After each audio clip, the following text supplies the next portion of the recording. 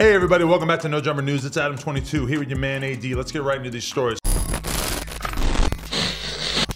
So first things first, Hitman Holla has revealed that his girlfriend was shot in the face during a recent home invasion. On Tuesday, the Wild 'N Out star shared details about the experience on Instagram, writing that his girlfriend Cinnamon was hospitalized after 4 people had broken into the couple's home the night before while she was alone inside. During the encounter, one of the invaders reportedly shot Cinnamon in the face. The bullet went through her cheek and out the back of her head, he wrote. She's at the hospital now being strong. Send prayers my way because y'all couldn't imagine what I'm going through right now. Pray for me too because I'm ready to lose it all. In the caption of the post, Hitman Holla explained that he was on FaceTime with Cinnamon when the house was broken into, adding that he was coaching her on what to do 1,000 miles away. Imagine being on FaceTime with your girl while being out of town and she's telling you it's people in the house at 1 in the morning, so coaching her on what to do 1,000 miles away. She showed courage and let off shots defending her home. I'm so proud of how she was so brave. I can't stop crying, man. Please send positive energy our way. I need it, y'all. I really need it. I've never felt this kind of pain. This message was for my fans, family, and friends all at once, please.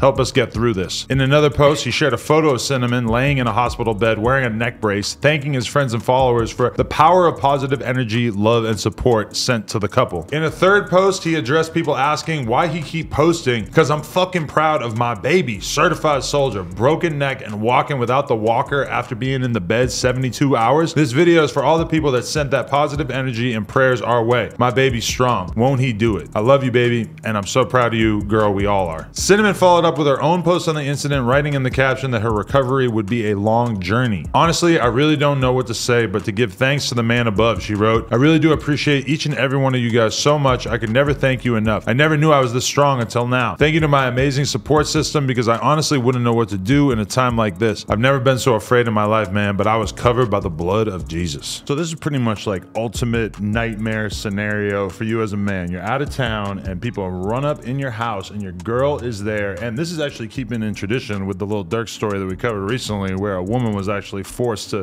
fire back at the intruders. Unfortunately, this situation didn't work out as well since she actually got hit. Terrifying situation for anybody to deal with, so definitely my thoughts and prayers go out to Hitman Holla and all this. Yeah, man, and being on FaceTime and having to walk her through that must have been pretty stressful, man. Like, I couldn't imagine having to go through that. And it's crazy too, man. You know, just luckily, they had a firearm there. You know, he walked her through it the right way. Even though she got hit, she was able to fight them off and she was able to protect herself. It's making me feel a little guilty because I never taught my girl how to shoot a gun. But I mean, she know how to shoot a bow and arrow. That's true. To me, that's worse. The reload time on the bow and arrow is its main flaw. You know, you shoot one arrow and then to get the next one going. Man, listen, if I see an arrow getting thrown my way, this is the wrong house. Is this a real conversation? You think I should keep the bow and arrow by the bed for? I think you should keep both. A blammy and a bow. 2 B's. In case you run out of bullets. Makes sense. But I think, you know, it's just pretty obvious that, like, if you live in the kind of environment where home invasions like this are common, I mean, it can't just be the dudes knowing how to operate firearms. We're covering enough stories that it's becoming clear that the women have to be able to protect themselves as well. Hey, man, and if all else fails, man, bring Soldier Boy in your house. Let him handle the job. Soldier Boy with a bow and arrow? Nah, with the, you know, remember him? That's a scary sight. Pow, pow. Imagine if he was doing that with a bow and arrow. Next story. This week, 5 alleged O Block members were charged in a racketeering conspiracy that also involved the murder of FBG Duck. According to the Chicago Tribune, reputed gang members Charles Liggins, Kenneth Robertson, Tarkalis Alford, Christopher Thomas, and Marcus Smart have been charged with the murder and aid of racketeering. The 5 men were also hit with a number of firearm offenses. Robinson was already in state custody while the other 4 were arrested on Wednesday. Among the alleged violent incidents listed in the 11-page indictment in the murder of FBG Duck in August 2020. Prosecutors say that the suspects, for the purpose of maintaining an increasing position at O Block, an enterprise engaged in racketeering activity, did knowingly commit the murder of Carlton Weekly, aka FBG Duck. Duck's mother, Sheena Weekly, went on Instagram Live to announce her son killers have been taken into custody. According to Duck's mom, their aliases including C-Thing, Muwop, and Zell, who reportedly committed suicide in August. The Fed just called me and told me they arrested Muwop, they arrested C-Thing, they arrested 2 more, 5 people that they have in custody.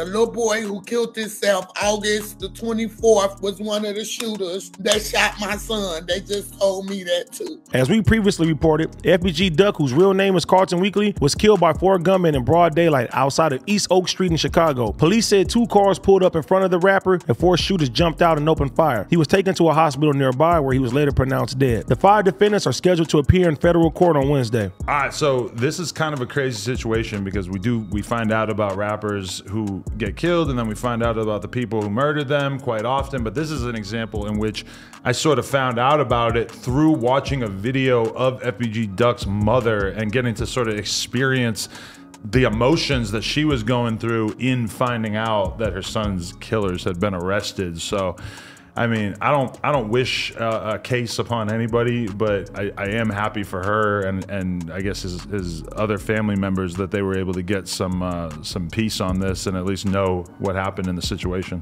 Yeah, man. In situations like this, there's no real winner, man. As you know, at the end of the day, somebody's going to jail. Some mama's gonna cry that her baby's going to jail, and then a mother lost her child and she had to cry and put her son in the dirt. So yeah, man, it's real messed up, man, and unfortunately it's sad that we keep having to even report on things like this. Prayers go out to both sides of the families because they both gonna be going through it. I'm dying to know how they put this case together and where they got their evidence from and everything, because Duck got killed in one of the most public areas of Chicago, like one of the main shopping areas. So I mean, I would have thought that they would have had, you know, license plate information or something like that, GPS data. Obviously those kind of charges take a while to put together, but one thing that we did see in the reports that we were looking at earlier is that the police actually were able to put together this whole case as a result of social media, and that there's a ton of lyrics that they're planning on using that are basically incriminating certain people involved. Some of the dudes who got caught up for this murder are like actual rappers who have videos out with many thousands of views, and obviously people are gonna keep trying to link this to Lil Durk since these are like his dudes to some extent.